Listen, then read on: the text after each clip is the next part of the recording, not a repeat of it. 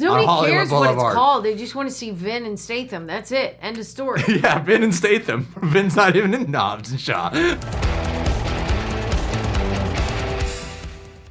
Hi there, Reject Nation. I'm Greg Alba. T. Erickson. Tara Erickson. Say my full name so that you don't think it's T. Erickson. T. Erickson. Yeah. Does Erickson mean anything? Is there like a meaning? Except for if I took the K out, it's a phone company. I have a K in my name, so You're still on that, so you're not acknowledging my question. Got it. I don't know what it means. Strong, powerful, unique, loving, caring, popular, loved, superhero. And humble while at that. What does your name mean? Alba. Oh, my last name? Hey, that's a beautiful name. Wow. There's a hot actress out there, limited on acting talent. I'm usually associated with her. Movies that are most anticipated of 2020. This comes from the channel Looper. Let's see if Tara will still be alive by next year to watch any of these films, and then we'll talk about which ones we are most anticipating. 2020 might feel far away, but Hollywood's major studios are already planning ahead, and it's looking like it could be an incredibly exciting year for the film industry. Here are the most hotly anticipated movies coming out next year.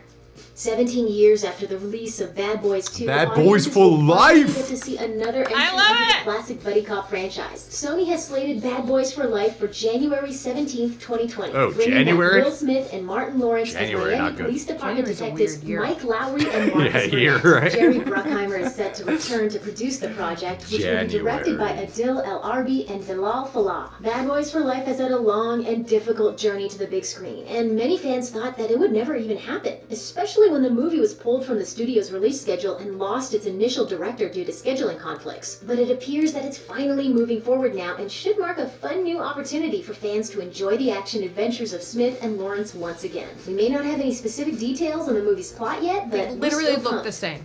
The follow-up to 2014 Spectre has endured as rough a road as any entry in the franchise's 5-decade history. It was uncertain for a while if Daniel Craig would even return for his 5th on-screen mission. Oh, while but he acclaimed is. train-spotting director Danny Boyle initially took and then promptly stepped out of the director's chair. Now, however, some details about 007's 25th cinematic outing are finally becoming clear. Craig will indeed return one last time in a film by True Detective's Cary Fukunaga, the first American director to helm a Bond movie. Intriguingly, What? Alex Really? Taylor's Bond has been America! met by a distinct back and forth critical reception. Middling reactions to Quantum of Solace and Spectre punctuated overwhelming acclaim for Casino Royale and Skyfall. So following that pattern, this movie is set to become a rousing success. Important details such as the film's title and who will perform the theme song have yet to be announced, but we do know that Bond 25 will hit theaters on Valentine's Day 2020. If Cardi B doesn't do the theme song, I'm gonna be pissed. With pleasure. With pleasure. I love it. Rooting it up for Marvel's Guardians of the Galaxy movies, Vin Diesel Bloodshot. is shifting gears for a different sort of comic book film. The Fast and Furious actor will step into the lead role in Sony's upcoming Bloodshot movie, adapted from Valiant Comics' successful comic series of the same name. The lead character is a wounded soldier who's been resurrected through the wonders of nanotechnology, and now he has to hunt down powerful outcasts called Harbingers. The comic premiered in 1992 and ran for 110 issues, with upwards of 7.5 million copies sold. Now, with the success of violent comics-derived films like Logan and Deadpool, Valiant and Sony will surely be striving for an R rating. Given this hero's taste for blood, we'd expect nothing less. Bloodshot will be helmed by visual effects artist and first-time director Dave Wilson, and will co-star Asa Gonzalez, Michael Sheen, Toby Kebbell, and Sam Heughan, and is due out February 21st. Those are good actors. Fans may have to wait an extra year for Fast and Furious 9, but they'll get a spin-off movie out of Dwayne Johnson and Jason Statham in the meantime, and Hobbs and Shaw Got should be my worth the wait tickets. when it finally does hit theaters in the spring of 2019. Although we don't know much about where the main saga's headed next, the pressure to keep upping the stakes should mean it'll find a way to be even more epic and ridiculous than any of the previous installments. With Charlize Theron's Cypher still alive and on the loose at the end of The Fate of the Furious, there are plenty of existing opportunities for vehicular mayhem. You can probably count on most of your favorite cast members returning too, and the franchise's you seen any of these movies? profile means there's always the Not chance the to last land one. even more big names to join the cast. I know. Fast and Furious 9 is due for release. Fake I love April Fast 10th, and Furious, but I 2020. don't like Fake the fan. first one. Film fans will finally get the answer to an age-old question on May 22nd, 2020, when Godzilla and King Kong face off on the big screen. Director Adam Wingard has already assured fans that his take on the two monsters will crown a definitive winner, unlike the 1962 film that first pit the two characters against each other. This will be the fourth entry in the Legendary's Monsterverse. Ooh, First established definitive in winner, huh? 2014's Godzilla. The Iwis won't speak their name, but I call them skull crawlers. Why? Because it sounds neat. And further expanded on with Kong Skull Island. Godzilla, King of the Monsters will open that world even wider in 2019, bringing old favorites like Mothra and Rodan into the fray and setting the stage for this next clash of the Titans. Godzilla vs. Kong is the biggest this video's project kind of yet old. for Wingard. Yeah. His previous directing credits include You're Next and The Guest. Seen As if it. the collision of these two screen icons wasn't fan-pleasing enough, the movie will also feature an impressive lineup of human actors. Stranger Things' Millie Bobby Brown will Yeah, reprise she the doesn't King of do much in the Monsters role, movie. with Black Panther's Denai Guerrera in Deadpool 2's Julian Dennison also attached to star. Audiences haven't seen much of Angelina Jolie over the past few years. In fact, her most recent big-budget movie was 2014's Maleficent. Now, after 4 years of waiting, Disney has Oh, confirmed wow, the really? return of the fairy with the horns and the high cheekbones. She's gone through announcing some that personal Maleficent life 2 stuff has started lately. production, with She's Jolie and Elle had a Fanning lot reprising going their on. roles Yeah. as Maleficent and Aurora. According to the synopsis, the sequel begins several years after the first chapter and follows the complicated relationship between the horned fairy and the soon-to-be queen. Hot off her appearance in Ant-Man and the Wasp, Michelle Pfeiffer has signed on to the project as Queen Ingrid. Yeah. Paris Dickinson, Michelle who has Pfeiffer's just hot finished right now. playing John Paul Hey, hey. Getty III in the FX series Trust, will step in to replace Brenton Thwaites as Prince Philip, Aurora's love interest. They did Joachim replace the Roman, who actor. directed 2017's Pirates of the Caribbean, Dead Men Tell No Tales, will venture into the Enchanted Forest to helm the feature, which is set to hit theaters on May 29th. 2017's Wonder Woman is the most critically acclaimed movie in the DC Extended Universe by a very wide margin. It makes sense then that Gal Gadot's next adventure as the Amazonian How you say her warrior is name? being Gadot? fast-tracked Gadot? back to the big screen, while Superman and Batman are left to struggle against a legion of issues and complications standing in the way of their next movie appearances. One misses the days when one's biggest concerns were exploding wind-up penguins. Diana's second solo story hasn't been without its own delays, however. Wonder Woman 1984 was pushed back from its original 2019 holiday season release to June 5th, 2020. When the movie does finally arrive, it will likely bring with it just the kind of colorful blast from the past its title promises, filling in part of the timeline between the first movie's World I War am I setting so and the hero's excited. It's gonna reemergence be in Dawn so of Justice. Wonder Woman 1984 will see the return of Gadot, Chris Pine, Why and did director you Gadot? say it that way? Is that the right way to say it? Kristen Wiig also joins the fray as Nemesis Cheetah, who will Ooh. clash with Diana in the depths of the Soviet Union. Kristen It's Wiig. pretty hard to keep a movie production secret for very long, especially in the modern age. That's why it was so shocking when filmmaker Jason Reitman revealed that not only was he working on a new Ghostbusters movie, but that he already had a vague but atmospheric teaser trailer ready, announcing its summer 2020 arrival. The son of original Ghostbusters director Ivan Reitman, Jason has formed his own identity as a director with such offbeat, low-key dramedies as Juno and Tully. Now he's ready to direct and co-write a new chapter of the story he watched unfold on set as a child.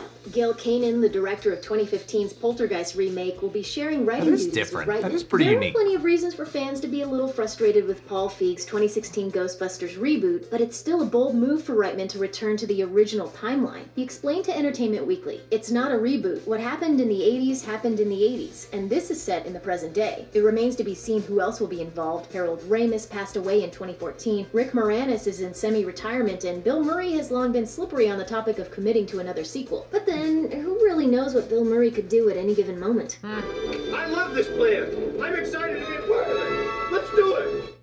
Director Joseph Kosinski made He's his always movie so debut funny. with 2010's Tron Top Legacy, Gun a sequel Maverick. for a generation that hadn't even been born when its predecessor was made. Now he's set to do it Tommy. again with Top Gun Maverick, the 2020 follow-up to 1986's classic Flyboy thrill ride. This new installment will find the original movie's hero taking the son of his fallen friend under his wing. Top Gun director Tony Scott had once envisioned a sequel to his original movie, but his death in 2010 put those plans on hold. Producer Jerry Bruckheimer remained dedicated, however, eventually hiring Kosinski in securing the commitment of original stars Tom Cruise and Val Kilmer. Miles Teller will play the son of Goose, with Jennifer Connelly, John Hamm, and Ed Harris also joining the cast. A big part of Top Gun's success was its wildly popular soundtrack, so it's lucky that Harold Faltermeyer is also returning to compose the score, with Kenny Loggins recording a new version of Danger Zone for the movie. My God, Kenny Loggins. On June 26th. Is still alive. Lin-Manuel Miranda has become one of the defining songwriters and performers of his generation. Not only did he earn a Pulitzer Prize for the monumental impact of his Broadway musical Hamilton, but he's also been a delightful presence in family film and television. Meanwhile, director John M. Chu is best known for forging a cultural phenomenon in 2018 with Crazy Rich Asians. Combining these two forces can only be a great idea. And that's exactly what's going to happen in 2020, with Chu's adaptation of Miranda's debut Broadway musical, In the Heights. Though little else has been revealed about the movie, the show doing a movie the adaptation of lives his the first Hispanic one. American residents of That's the cool. Washington Heights neighborhood of New York City. Miranda himself originally played the central role of Usnavi, a young bodega owner who dreams of returning to his familial home of the Dominican Republic. After a long and troubled development history that stretches back a whole decade, In the Heights will finally hit screens on June 26th.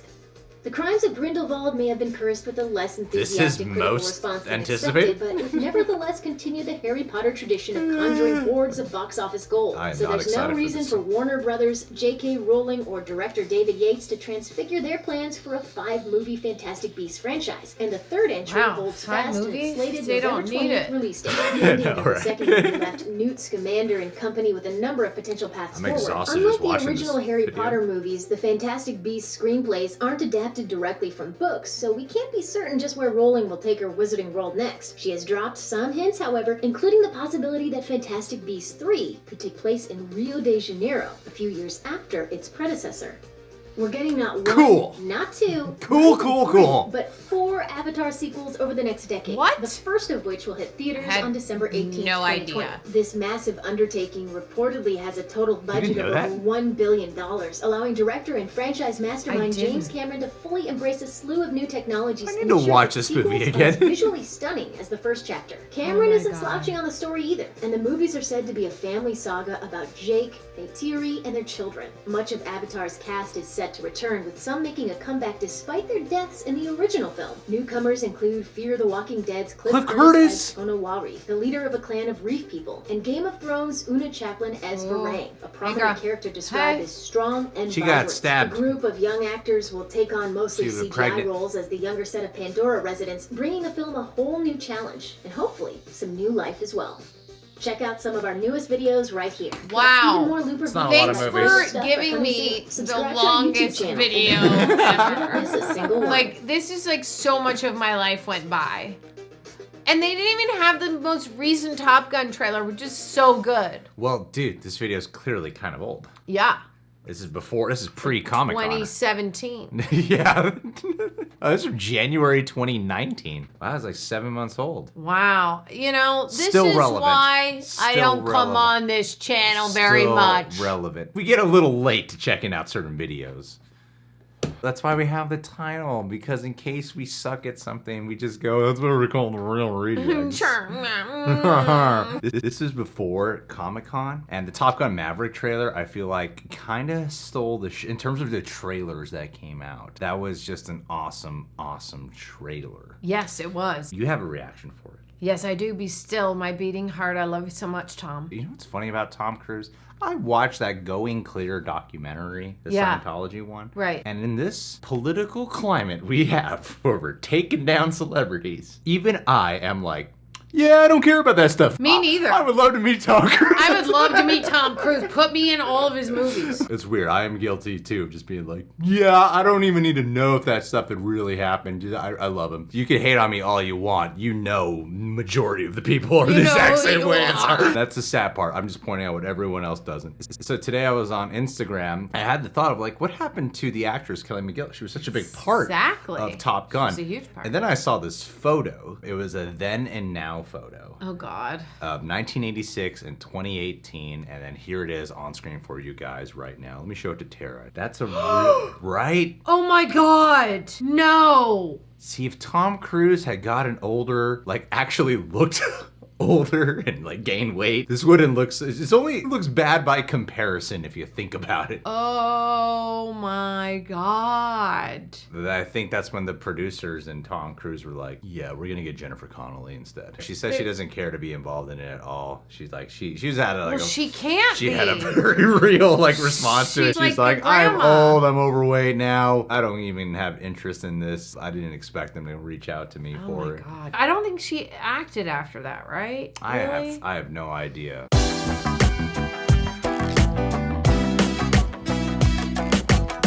Tom Cruise still looks the same. He looks totally the same. She looks a few years older.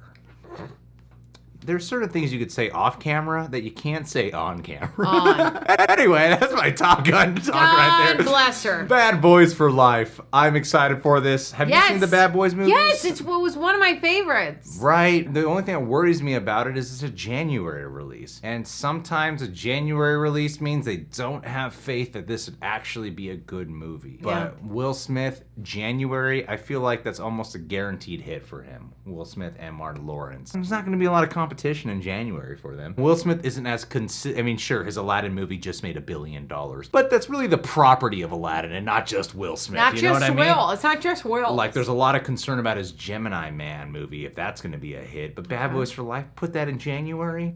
When Boom. nobody has money after the holidays, it's gonna make at least $250 on the first day. See? Guaranteed. And Will Smith could use that money. He is struggling right now. I've talked a lot about this Bond 25 film lately. They already have B-roll footage released of them filming in Jamaica. I did not realize that's a great Jamaican impression. This is how white people interpret Jamaican culture. I tried to do the I didn't music even know that. Is that your Jamaican music? Yeah, thank you so much. Very good. Thank you. So Bond 25, first American director. I didn't know that. No wonder the films have been so flip-floppy. Always go American, all right? Watch. Once this film is great, always America. If you want to get a good British spy movie, get an American director always, okay? We know what we're doing. We do. Better than Brits. Better than anyone else. You always spot a tie. The Americans, they really know how to do it right. Dialogue and the film, they know how to do it. That's how they all sound. And the Jamaican one was even more accurate. Thank you so much. Fast and Furious 9. Sure, why not? Okay, we're moving on to Godzilla vs. Kong. I wasn't a huge fan of the storytelling of Godzilla, King of the Monsters, but I thought the fight scenes were beautiful and epic. Yes. Kong Skull Island, I had almost the exact same feelings about. I liked the first Godzilla movie. What I liked about this piece of news, though, is that they're saying that Godzilla vs. Kong will have a definitive winner. Because most of the time in these versus movies, they pussy out. Oh, they're versing, but they're gonna have a common enemy or something in the finale of the film. That they're gonna have to band up and go at it. Together. Right, yeah, exactly. It's important that we see who comes out on top. I'm personally hoping it's Godzilla. We've just had more investment in Godzilla. The fact that he's had 2 movies. Yeah. In this whole franchise. True. I just want Godzilla to win. I feel like it would just be fair. I just like to see the light come up and out of him. You know what I mean? That's the most exciting part. Like, let's just blow up some stuff with that blue fire stuff you got coming out. Godzilla. You know, Kong, he's got fists and hair. Cool. I mean, he's just like any other dude. You know what would be cool? If Godzilla blue lights him and then he's set on fire and then you get like a fire Kong. And you get like who's just like panicking the whole time. Yeah. He's on fire. Or you get like a bald Kong. He's just completely no hair. That'd be crazy. That's the only way I want to see Kong come out on top. Wonder Woman 1984, we've talked a lot about on this channel. Yes, we're excited. Who wouldn't be? Ghostbusters reboot. You know what interests me about this is the fact that Jason Reitman. Yeah. The son of the director of the first Ghostbusters. The first crazy. Is doing this. You know, because Ghostbusters is kind of a weird franchise to me. Yeah. How hardcore the fandom is for Ghostbusters. Yeah. I've never quite clicked with that fandom because, I mean, you've seen Ghostbusters, yeah. Right? Like, it's a great comedy. It's a funny film. I know there's been like games and stuff, but I didn't really feel like that was super relevant to loving Ghostbusters. It's like the Jim Carrey movies of the 90s had shows. There was like an Ace Ventura cartoon and stuff. Nobody watched. So when the female Ghostbusters movie came out, I was like, oh wow, there's like this whole crazy dedicated fandom for Ghostbusters I did not know about. It's underground where you don't belong, Where you Gregory. don't belong. No, I belong on top in the spotlight. Yeah, oh God. I'm like so cautiously excited about this. I think it's more fascinating to me to know that the son of the guy who originally helmed this, who has proven himself to be a wonderful director, different kind of comedies though, is gonna be doing. To me, more than actually the Ghostbusters coming back, I'm more interested in that. Yeah. Yes. I wonder if he's like, take that, Dad. You know what I mean? Yeah, take that, my deceased father. He's like, you did it good, but also me too. Let me do it better. Fantastic Beasts 3 and Avatar 2. I'm not excited for Fantastic Beasts 3 because Fantastic Beasts: The Crimes of Grindelwald was easily the most sluggish experience I had last year. I'm gonna sneeze. Oh my God, you guys, that was like a growl sneeze. That was weird. I'm okay. Improvising holy water. Really? It doesn't look like holy water. What is that? It looked like you were like shaming me. It looked like you were shaming me. Well, part of anything Catholics do in ceremonies. They shame a lot. Even when they're even doing the holy water and shaming same time. I get it. Avatar. Anyway, 2, 3, 4, 5, 6, 7, 8. 9, 10, 11, 12. I can count too, Gregory. We'll see. Sure. In the Heights excites me though. Lin-Manuel Miranda. I haven't seen Hamilton. Have you? Me neither. I would like to. I would love to see Hamilton. Anybody out there? You got Hamilton tickets? You getting me to Hamilton? Understand what I'm saying? You trying to connect with the New Yorkers out there? Trying to get my hands on some tickets to Hamilton. I saw him on a In the Heights. Curb Your Enthusiasm. He was so funny in that. Multiple episodes in Curb Your Enthusiasm. Oh, cool! Season. I didn't know that. And In the Heights, I think that's cool that he's not doing a movie adaptation of the one that made him a megastar. He's doing the first one he ever did. That he's like, listen, I was good back then. You only noticed it now. I was still good before, and I want more people to see my roots. That sounds cool. And John Chu, Crazy Rich Asians, one of my favorite movies of last year. Yeah, that sounds exciting. If you went back to his roots, like his first video, no one would be like, remake that. You know what I mean? But Lin, you're like, yes, do it.